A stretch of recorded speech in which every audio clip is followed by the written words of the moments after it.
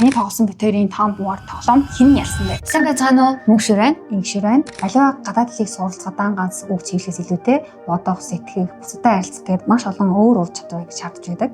Тэгвэл эдгээр ур чадварыг хөгжүүлж гадаад хэлийг үр дүнтэй суралцахад туслах Foxed апыг та бүгдэд танилцуулъя.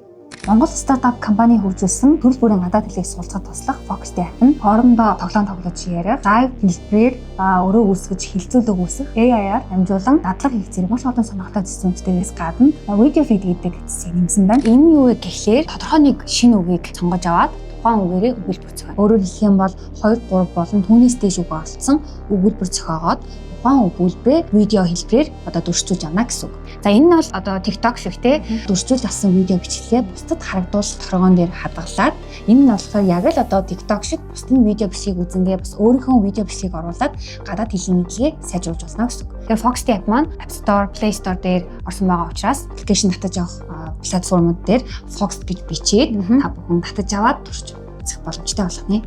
За хоёулаа тэгвэл нэг видео оруулж туршиж үзье. Perseveringly гэдэг үгийг сонгоё. Энэ болохоор утга нь тууштай, шаргуу гэсэн утгатай юм утга.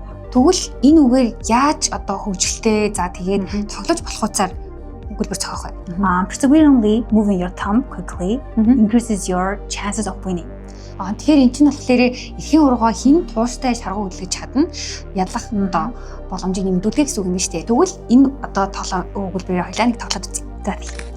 Хай.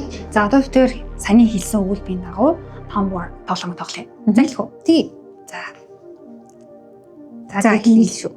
За. Булгаацгүй шүү. Хөөе булгаацгүй.